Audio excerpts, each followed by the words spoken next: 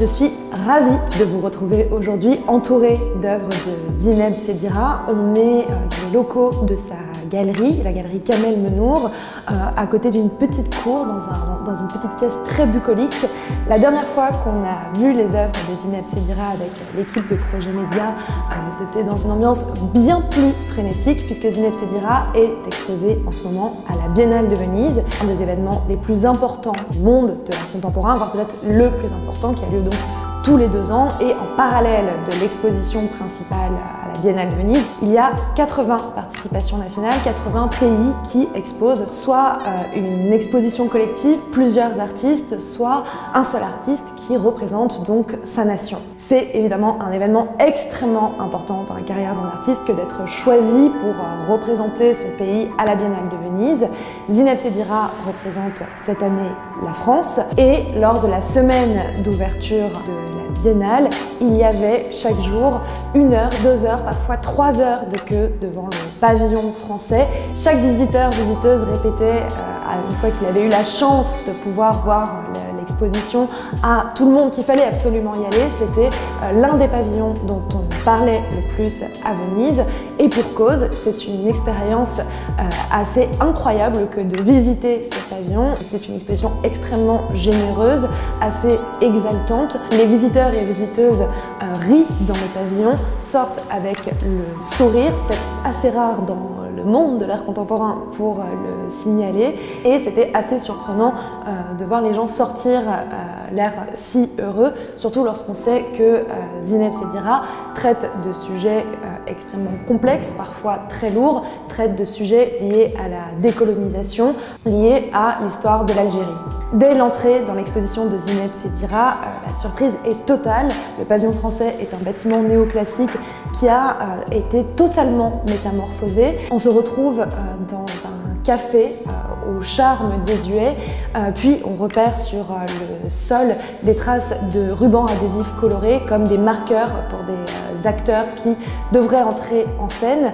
On se rend donc compte qu'on est sur un plateau de tournage qui reconstitue ce café. On apprendra un peu plus tard dans l'exposition qu'on est en fait devant la reconstitution d'un plateau, d'un décor de cinéma qui a réellement existé, qui est lui-même la reconstitution d'un café, puisque Zineb Sedira a reproduit les décors du film Le Bal d'Ettore Scola. On fait donc face, dès l'entrée, à des couches et des couches de réinterprétation de la réalité, d'histoires réinventées, de remake de remake. On a l'impression que ce décor de cinéma a été abandonné jusqu'au moment où une musique retentit. Il s'agit d'un tango, le tango qui est joué dans le film d'Ettore Scola, et soudain apparaissent dans le décor 2 acteurs qui rejouent une scène de danse tragicomique.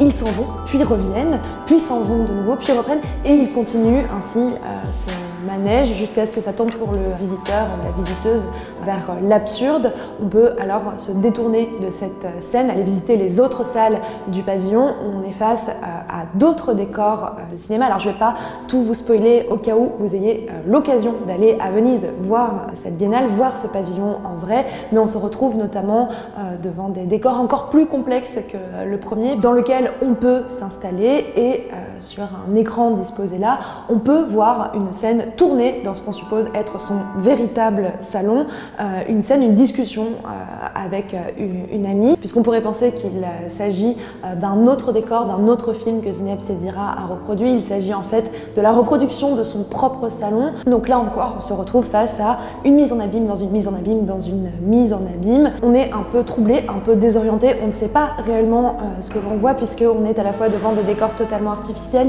devant des scènes très intimes qui présentent Zineb et une amie ou plusieurs autres amies qui discutent entre elles.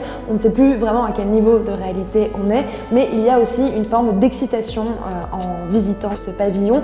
On a l'impression de visiter tout à la fois les coulisses d'un film, un véritable studio de cinéma. Il y a des bobines, il y a des câbles, il y a des costumes disposés dans l'espace, donc c'est différents décors de cinéma. Et on a aussi tout à la fois l'impression d'être dans l'atelier de l'artiste, dans son salon, en tout cas dans des espaces de création, dans la cuisine d'une d'une magicienne, d'un magicien, dans des espaces qui s'entrecroisent, qui se mélangent.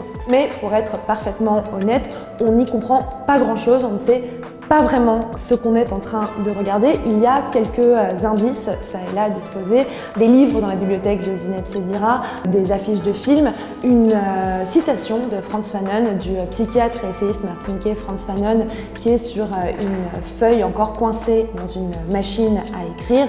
Une citation de Frantz Fanon donc qui nous dit « Bannissons de nos terres tout racisme, toute forme d'oppression et travaillons pour le développement de l'homme et l'enrichissement de l'humanité ». On a donc quelques informations, quelques indices sur les intentions de l'artiste, mais ça reste très difficile d'assembler les pièces de ce puzzle. Et puis, on rentre dans la dernière salle du pavillon français. Là, on n'est plus dans un décor de cinéma, mais dans une salle de cinéma. La voix de Zineb Sedira retentit dans la salle et elle nous annonce en anglais avec un fort accent français qu'elle va nous raconter sa love story with cinema. Elle nous raconte son amour pour les images, sur la façon dont sont construites les images, sur la façon dont les films offrent à voir des visions de la réalité par différents cinéastes. Elle nous raconte aussi sa recherche pour la création de ce pavillon, ses recherches dans des archives extrêmement difficiles d'accès, à la fois en Algérie, à Rome et à Paris. Elle a fait des découvertes assez incroyables pendant toutes ces recherches. Elle a notamment retrouvé un film qu'on pensait totalement disparu, un film d'Ennio Lorenzini qui s'appelle Les mains libres, qui a été réalisé en 1964 en Algérie, qui avait été commandé par un organe public algérien à ce réalisateur italien. Et le film retrace la révolution en Algérie, retrace la lutte pour l'indépendance des Algériens. Et c'est en fait à travers toutes ces archives dans lesquelles elle s'est rendue, c'est ce genre de film que cherchait Zineb Sedira, les traces d'une collaboration entre l'Algérie, la France, l'Italie et d'autres pays d'Europe et d'Afrique. L'Algérie, après son indépendance, s'est vue comme un centre cinématographique international. Des tournages y avaient lieu, mais l'Algérie commandait aussi de nombreux films, à la fois à des cinéastes algériens, mais aussi à des cinéastes très à gauche européens, des cinéastes totalement anti-impérialistes qui venaient de bon cœur lutter auprès des Algériens, qui venaient utiliser le cinéma, qui venaient utiliser l'art comme une arme. C'est ce type de collaboration, ce type d'alliance transnationale qui intéresse Zineb Sedira. Elle nous livre dans son film une autre histoire du cinéma, une histoire bien plus riche de regards croisés, de voix qui s'unissent. C'est un film théorique, un film sur les films, c'est un film extrêmement engagé aussi, mais à aucun moment plombant, puisque Zineb Sedira l'a dit en interview, son but n'était pas de faire une critique, mais plutôt de célébrer, de vraiment créer à travers cette installation dans le pavillon français et surtout à travers son film, une célébration de ce cinéma qu'elle a redécouvert, de ces alliances entre artistes qu'elle a redécouvert. Le film est donc très heureux, il est ponctué de danse, il est ponctué de scénettes, de remakes de ces films qu'elle a redécouverts. On découvre qu'elle a un talent d'actrice comique assez incroyable, notamment dans une scène où elle rejoue cette scène qu'on a déjà vue en entrant dans le pavillon, cette scène du bal des Torrescola. On découvre donc que Zineb Sedira, si elle n'avait pas été artiste, aurait pu avoir une grande carrière d'actrice comique devant elle.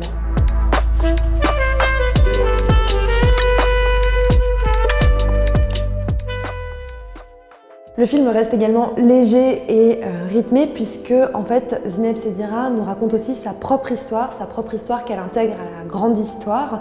Ce n'est pas seulement un procédé narratif pour embarquer le spectateur, la spectatrice. Zineb Sedira nous livre un récit qui est nourri de son héritage, de son histoire, de l'histoire de sa famille, de ses privilèges comme des oppressions qu'elle a subies.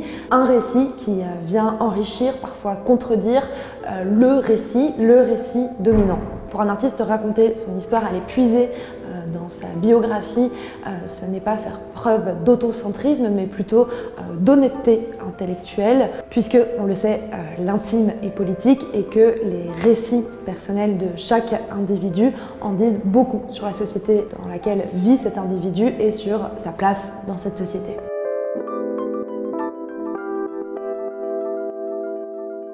Elle est née en 1963, donc l'année qui suit l'indépendance d'Algérie. Elle est née en France, ses parents ont lutté pour l'indépendance de l'Algérie, mais au moment de la libération, ils avaient déjà emménagé en France. Ce choix d'aller vivre dans le pays des oppresseurs contre lesquels ils ont lutté a beaucoup interrogé Zineb Sedira. Ce sera le sujet de l'une de ses œuvres plus tard dans sa vie, mais elle a quitté la banlieue parisienne dès qu'elle a eu 18 ans. Elle a quitté donc la France pour Londres, où elle s'est sentie beaucoup plus libre, où elle s'est sentie libérée d'un certain poids lié à son identité.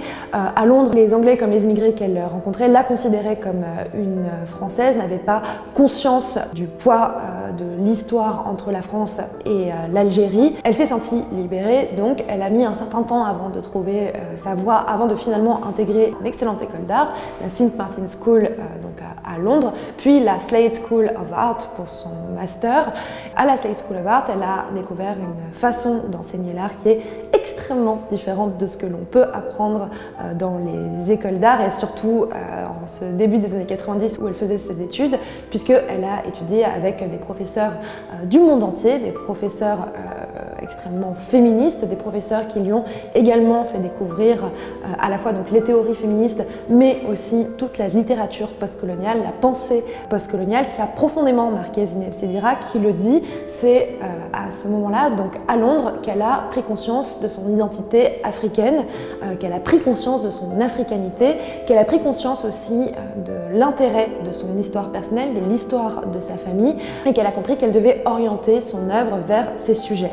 Au début des années 2000, elle s'est fait connaître avec des vidéos dans une esthétique très dépouillée, des vidéos où on voyait simplement des membres de sa famille, son père et sa mère par exemple, son père, sa mère et elle, ou juste l'un de ses deux parents avec elle, qui discutaient. Donc il y a des œuvres où ses parents lui expliquent leur départ d'Algérie, lui expliquent les raisons pour lesquelles ils ont décidé de venir vivre en France, leur vie en France. Il y a surtout dans cette première phase de son travail une œuvre qui est probablement son œuvre la plus connue, qu'elle a réalisée en 2002, qui s'appelle Mother Tongue, dans laquelle on la voit parler avec sa mère, puis parler avec sa fille, et puis on voit sa fille et sa mère parler ensemble, et chacune en fait de ces femmes a une langue maternelle différente, puisque la grand-mère parle arabe, la mère de Zineb Sedira parle français, et la langue maternelle de la fille de Zineb Sedira est l'anglais. On se rend compte avec cette vidéo que la fille de Zineb Sedira et sa mère ne peuvent pas communiquer, elles se retrouvent face à face en silence. Zineb Sedira met en scène avec Mother Tongue ce qui peut se perdre dans la transmission, mais la richesse de ce multiculturalisme, la tendresse qui se noue, les façons de communiquer différentes qui se nouent dans des familles qui ont tant migré de génération en génération. Au fur et à mesure de sa carrière, Zineb Sedira a un peu abandonné cette esthétique très documentaire de ses débuts, ses mises en scène extrêmement dépouillées.